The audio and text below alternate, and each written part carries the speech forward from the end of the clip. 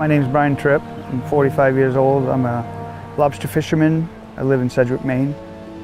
I would say if there's one word that keeps me going day in and day out, it's anticipation. You never really know what exactly is going to happen, what the next trap will have in it, and I feel like a kid every time I get a chance to see what's coming up in that next trap. It's compulsive. I love it. When I start, I don't want to stop. The future's pretty uncertain. We're getting attacks from all areas, new regulations that are unjustified. We're dealing with large corporations that have a lot more money and a lot more political influence than a person with maybe 2 years of college. And I basically live on a boat with another fisherman that is a sternman, and we don't talk to too many influential people 25 miles offshore, you know. So yeah, we feel pretty vulnerable. Everything we've worked for is really at stake here. And we've worked hard. We've put our back and blood and sweat into it, and we're not really willing to just let it go. But we don't have a voice or a direct ear of anybody that seems to be pulling for us. You know, it'd be like a small farmer. Basically, big companies come along and those small operations are just vaporized. And that's kind of where we're at right now. We see it coming. We know that we're getting pinched in every direction. And it's frustrating because we really haven't done anything. We're not only not the enemy, but we're law-abiding, working men and women who follow the regulations that we're given, whether we like them or not. Sometimes they really don't make much sense, and our voices are usually not very well received. Despite the fact that we've done everything asked of us, we continue to be willing to do the next phase, yet the agency, National Marine Fisheries Service, just continues to build a case against us and fill it with science that isn't accurate, with assumptions that don't make sense. And in the not too distant future, that ability to set traps and make a living for your family might be gone.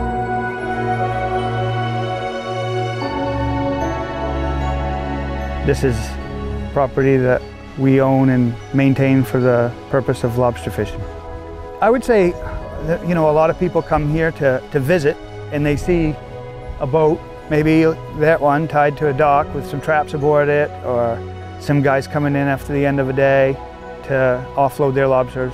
What they don't see is that we're up at scrambling around at 3:15 in the morning, trying to get things ready for the day. We've probably been up in the evening before, getting stuff prepared, ropes, warps, getting them lengthened out, figured out, getting bait bags ready. Whatever you gotta do, your work is not ever really done. You can always find something to do. We fish offshore year round, and we're pretty particular about the weather we go in because our boat isn't as large as some of the others, so we're fairly cautious about fishing in really bad weather, but even good weather in January isn't really a beautiful, fun place to be. It's not like standing out in a harbor on July 4th and watching the fireworks, you know. When you get hit in the face with a bucket of salt water in February, things are a little different. So I fished with my grandfather when I was a young fella, probably 4 or 5 years old, and I wasn't allowed to do much. Everything back then was like, there weren't any shrouds or covers covering the belts or the pulleys, and so I pretty much just got to sit by the banding tray and watch them hammer wooden pegs into lobsters' claws. So I have a few fond memories from that, but I didn't learn a lot during that period. I went off to college. My uncle and my grandfather continued to fish until they both died. So I had to kind of find my way back into fishing without any family help. And I did that about 15 years ago. And I've been fishing on my own for about 8 years full time. So lobster fishing is really the only opportunity that I have here to try and better myself and get paid for working hard. And the boat behind us helps provide for 2 families, 12 people, and 8 children under the age of 12. Matt, who's my fishing partner, without him, nothing happens. It takes 2 people, and some guys have 2 different people help them. So some boats are providing for 3 families. And there's roughly 4,000 boats on the coast of Maine. That's a lot of people that can put bread to mouth because of the bottom that we're able to fish. So recently, as though we didn't have enough to worry about with new regulations protecting right whales, which we're all committed to doing everything we can to protect the right whales, and we have been all along. Recently, we are now losing some of the fishing grounds that are really profitable certain times of the year to offshore wind projects. The state has submitted its lease application for the commercial research array for southern Maine, so that's before BOEM. The other big development is that BOEM itself has announced that it wants to issue commercial leases in the Gulf of Maine.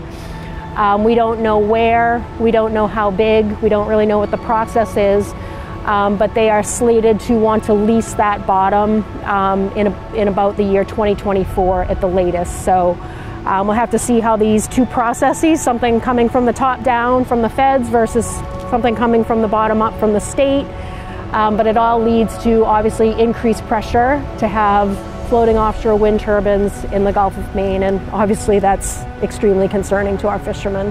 What BOEM will do is they'll identify probably a very large portion of the Gulf of Maine and say, we want to hear from commercial developers. Who's interested in developing this? What size wind farm? Where would you like it? How many wind turbines? And so they'll do a competitive request for bids. They'll look at those and ultimately they will issue leases to actually develop to one or more companies. So in Massachusetts, there are multiple companies kind of developing in an adjacent footprint, which is going to add up to a massive impact on that fishery. So we're not really clear how it's going to play out here, how it will be different with offshore floating wind. But we know that the renewable energy portfolio demands are enormous, and that a lot of people are looking to fill that with offshore wind. So there's potential for significant impact on the commercial fishing industry. As executive director of the MLA, Patrice is intimately familiar with the corporate and regulatory threats to Maine's fishing heritage. The MLA connects members with other lobstermen around the state who hold membership to support the preservation of their industry, which has been increasingly subject to changes enacted on land while they're out on the water working.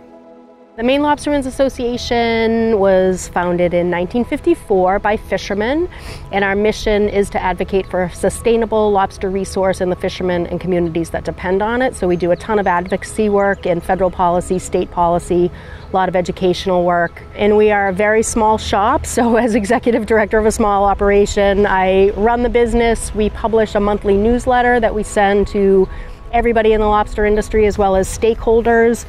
I do a ton of federal, state, and regional policy work, which is a lot of science interpretation, ton of outreach with fishermen, helping them to understand what the federal regulations are, what the state regulations are, to sort of break down that complicated language and help them understand what it's going to mean for them on the water, and then kind of collect their feedback and pass that back up the food chain to the managers so that conversation can happen in a meaningful way where we can have regulations that will hopefully be working for fishermen and actually sustain the fishermen as well as the resources that we're trying to manage. So the federal government, as we've already talked about, has us under a 10-year whale plan. By 2030, they're demanding that we reduce risk to right whales by 98%. The science that the plan is based upon does not pass the straight face test. There's not been an entanglement in Maine lobster gear in nearly 20 years. Maine lobster gear has never been known to kill or seriously injure a whale. There's a lot of new research that says that right whales are moving further and further away from Maine lobsterman fish, so you would think that our risk is going down. We have a proven track record of nothing, and whales are no longer overlapping with our fishery, yet we're facing a 98% risk reduction. And for example, one of the new measures under the final rule is the closure of 1,000 square miles of prime lobster fishing bottom in our offshore fishery for a third of the year. Now that is a devastating blow to our fishing industry, and we get 6.5% risk reduction for something like that. So if you use that as a metric, what would it take for our fishery to achieve a 98% risk reduction? we here at the MLA believe it's unachievable. So we felt that our only option was to take this to the courts. So the MLA has filed a lawsuit in DC District Court over the 10-year plan because we feel like we need to just redo this plan based on good science. We need to get the goalpost in the right spot, because if we don't, we're going to be eliminated. And people need to understand that if we don't comply with what the federal government is asking of us, they will not permit our fishery. So it's not like you can just sort of buy time or slide something over. We have a ticking clock and a draconian risk reduction. So we're fighting that. We need to fix that. Also, in addition, another Maine lobstering group filed suit against one element of the first phase of the 10-year plan, which is the closure. And that case has yet to be decided, so a judge needs to decide, is the closure legal or not? Is the closure going to stay or go? But the judge did decide that in the short term, the closure will not be implemented until the court can decide the legality of that closure. So we still don't know if the closure is going to stay or go. But in the short term, it's just exciting that a judge has actually looked at the science. It's exciting that a court is willing to hold National Marine Fisheries Service accountable to say it's not okay to just sideline fishermen unless we're sure that you're using the best available information. So we'll keep our fingers crossed that makes it through. That's actually, even the short-term decision has already been appealed by the environmental groups and by National Marine Fisheries Service, so it's still questionable whether the temporary hold on the closure will stay. As if to drain what little optimism the judge's temporary hold on the closure inspired, environmental groups initiated a reversal of the judge's decision, which had granted Maine lobstermen a stay of execution. The 1,000 square mile ban was reinstated on a fishery that has not seen a right whale entanglement since 2004. Yet industrial developers whose floating wind farms pose real dangers to right whales have not yet faced any pushback from the biggest environmental NGOs. I'm involved on all of the offshore wind committees, and there's a tremendous amount of pressure to just move. Maine wants to be a leader in offshore wind, but in reality they're behind the 8 ball, they're behind other states, so it really feels like it's moving at a breakneck pace. It's hard to get your questions answered. You know, they're kind of making this up as they go because it's brand new, so there aren't necessarily answers to all their questions. So as a stakeholder who depends on a healthy Gulf of Maine for our constituents to make their living, it's a very uncomfortable place to be. Corporate wind is a huge obstacle. I mean, we don't feel as though we're any match for their money or their ability to spend to get what they want. We've been a quiet resident of the offshore waters in the Gulf of Maine. We all get up at the wee crack of dawn, 2, 3 o'clock in the morning to go out there and fish. We're usually home, tired, and tucked in by 4 o'clock in the afternoon. We're not the type of people that squawk a lot. You're not going to hear from us. We pretty much just silently go about our work and do the best we can, and most of us are just trying to provide for a family. Marine mammals echolocate. They use sonar to communicate with each other, so we don't know what offshore wind turbine frequencies may do to either interrupt that or mimic something that would be unhealthy for them. Right now, we've done everything possible. We've weakened our end lines with weak links so that if a whale were to become entangled in a line that goes straight up from the bottom to a buoy, which is pretty hard to imagine, take a line and string it from your ceiling to your floor. Walk by it 10,000 times. Tell me how many times it wraps around you as you walk by it, okay? It's not something that happens. We know it doesn't happen because we don't go out to tend our lobster gear and find whales ensnarled in it. The gear that we have that we lose is lost because of the special rope that we use to make it more safe for whales, because the bottom is just like the floor of a forest. There's rocks, there's different characteristics, and rope that sinks gets caught on sharp objects down there, chafes, and parts off. And that's just something we've learned to deal with by either trying to grapple the gear back or setting another trawl on top of it to try to snarl that up. A lot of what we've done we've done it willingly to try to protect those whales. It's been at a great expense to us, and I don't think it's saved a single whale. We're really the small fish in a big sea.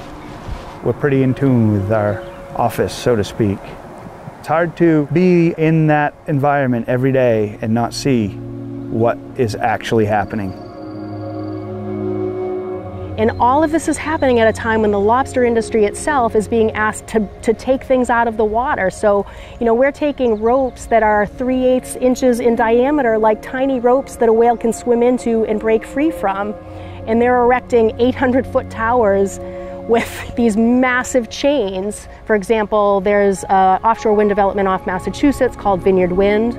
It's a really exciting day for offshore wind. It's a day state environmentalists have been long awaiting. News that Vineyard Wind, a huge wind farm 15 miles south of Martha's Vineyard, is reportedly just weeks from federal approval. Offshore wind is great for climate and our environmental goals. Environmental League of Massachusetts President Elizabeth Turnbull Henry says offshore wind is key to the state's goal to get rid of all carbon emissions by 2050. So apparently these turbines are just going to float. Soon, miles offshore, it could look like this. It's clean energy and it'll create jobs. And that's why a lot of people are calling this a win-win. They're looking at erecting 84 turbines south of Martha's Vineyard in Nantucket. And over the last 10 years, it's become a very critical habitat for right whales. There are up to hundreds of right whales there in a day. So they're permitting the construction of these, and they've tried to build in safeguards so that they're not working when the whales are present, but they haven't answered the larger question about, what do you do when you now have a wind farm with 84 turbines that we know is going to disrupt the forage of the whales? We know it's going to alter the habitat. National Marine Fisheries Service, in its ruling on the record of decision that allowed it to go forward, said, we acknowledge that there are impacts. We can no longer conduct aerial surveillance of this area to count the right whale population. They can't get the planes up above the turbines because they're too tall. They can also no longer do shipboard surveys with fish surveys, which are critical. They happen twice a year and form the foundation of our fishery stock assessments. We're not allowed to fish without stock assessments showing that the resource is in good shape. So it's very disturbing for National Marine Fisheries Service to say, yeah, we cannot do these critical surveys anymore. We can't collect the data that we need to properly manage these resources, but we're going to sign off on this, and hopefully we'll cobble together a plan B in the meantime before this wind farm is operational. The fishing industry has not been given that luxury. We are staring down the barrel of a gun. We're looking at a 98% risk reduction, which means virtually all of the gear will be removed from the water, and we're expected to have a viable fishery. And in the meantime, they're putting 84 turbines up in a critical right whale area. It really, really begs the question of how the government is being accountable to the people, and who can we trust in this debate? One size fits all does not work, and our fishery is diverse, and that's what makes it healthy. My wife's got a 20-foot outboard, and she goes with my kids. That's her idea of lobstering. This is my idea of lobstering. Justin over there loading traps at the town dock, that's his idea. We all got our own plan, and it works. We voluntarily right now fish. The majority of our gear has a single end line. We have a 10-trap trawl with a single end line. It works for us. It's safe, it's fast and efficient. We have a way of setting so everybody knows, so it's not an issue. The future would require us to fish a 20-trap trawl with 2 end lines. We fish 2 10-trap trawls with 1 end line. What's the difference? It's a big difference if you're trying to stack 20 on a 38-foot Holland. We can do it, but it's dangerous as hell, and I don't have room to put all the rope. I'm gonna have to get a different boat if that's the case. Financially, this is the boat that works best for me. It works for me, I don't work for it. I'm not having to, push myself real hard to make a boat payment, and I don't wanna upgrade and get a bigger, fancier boat that can haul longer trawls. It's a lot more dangerous, there's a lot more that can go wrong. If they get snarled up, they're a lot heavier, my hydraulics can't lift them. But I can handle the 10s with a single just fine. We do it all the time. It's what we're comfortable doing. We wouldn't have one more stitch of rope in the water. I just want to be able to do what I'm doing. If they start eliminating tracts of ocean floor that we have already bought permits to fish, we've already invested our blood, sweat, and money in to be there. If they start taking that bottom, fishermen that have already been there and thrived there are going to have to move elsewhere or lose what they have. Who wants to lose what they've worked so hard for? What's going to happen? Those guys are going to be displaced into new areas, which is going to create conflict. It's impossible not to, because fishermen are all sort of, everything's ironed out. We all know how we each of us fish, and we work our way in, and you are able to get along. And you take a whole bunch of people and put them in a new place, and they don't know the gear, depth, type, direction to set. It'll be a nightmare. And it's fairly crowded already out there. So if you start taking away bottom and packing people into smaller areas, it's going to be more dangerous. It's going to take away opportunity for income, and it's going to pit neighbors against neighbors when we've all had the space we needed up until now. If you start subtracting that, it's going to be a hardship for fishing families. We've been cut and cut and cut, and we're getting close to where we're not going to have a lot of room to shrink anymore. Also, if you draw lines where people can and can't fish, it creates a curtain of gear. And that's never a good thing for mammals that travel in the ocean, whales, anything. Once you have closures, anytime you have a closure or try to draw a line on the water, which really never works, you're just going to have gear stacked right up against that line, because if there's an area that's not being fished, it's going to have more resource. So you're going to want to be as close to that resource as you can be. We've taken good care of the resource, we've followed the laws, we've worked with the biologists and the scientists hand in hand. Most of us have worked directly with them, me included. Several research companies, other fishermen I know have done it as well. And we really haven't been rewarded for our hard work and good ethics as far as trying to maintain the area that we fish and keep it as healthy and as viable and sustainable as possible. It seems like our input falls on deaf ears, and as stewards of the ocean, we're really no different than farmers. If a farmer didn't take care of his herd, he wouldn't be a farmer for very long. It's our job, and we take it very seriously, to look after the area that we fish. We pick up the trash, we try to make a minimum impact. We take care of our resource. If we didn't, we wouldn't have a future. I have a 8-year-old and an 11-year-old that have student lobster licenses, and they both intend to fish at least through high school. And I certainly wouldn't want to do anything to jeopardize their ability to succeed in what's been a good industry for me. I would say with the way things are looking now, I would be hesitant to have a young person put all their eggs in one lobster basket. We're pretty heavily invested in our businesses. A typical lobster business is going to cost anywhere from $300,000 on the low side of things to $1 million. For a small, single owner-operator, we are heavily invested in not only financially, emotionally. Our whole livelihood is fishing. My identity is I'm a lobsterman. That's what makes me tick. That's how I feel good when I wake up in the morning, knowing I'm going to be able to do what I like to do. If that's taken away, I don't foresee anything replacing that. You don't take a whole bunch of dairy farmers and turn them into barbershop workers. I mean, we're all cut out to do a certain job, and a bad day of lobstering for me is still much better than a great day at any office. I'm not that type of person. I just don't function in that environment. I never will. This type of profession, some people, it chooses them. I chose it. I didn't want to be anything but. This issue is just really one that steals your heart. It eats at your soul. You know, I'm not going to lie, there are days where I wonder if we can make it, because we've been fighting, we've been challenging everything, and then you turn around and it feels like they just made the mountain 10 times steeper. But then you take a step back and you say, what's at risk? The future of the Maine lobster fishery is at risk. You know, we can't afford not to fight, because Maine's identity and Maine's heritage is actually at stake. So, you know, we have our highs and our lows. I'm not going to lie, it's an incredibly frustrating and thankless process.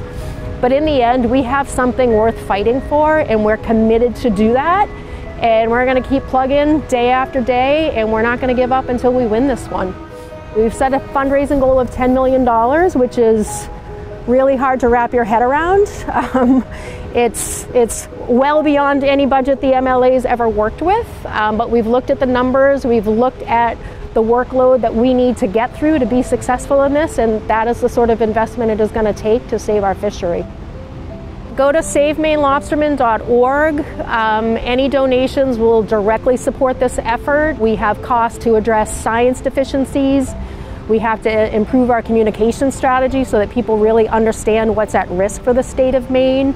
We're working with our fishermen to innovate safer and safer fishing practices that will allow our fishing industry to continue to thrive. And we have a lot of legal bills and consultants who we need to help us in that legal regulatory environment. It's distressingly expensive. But if we're not successful, we will not be here.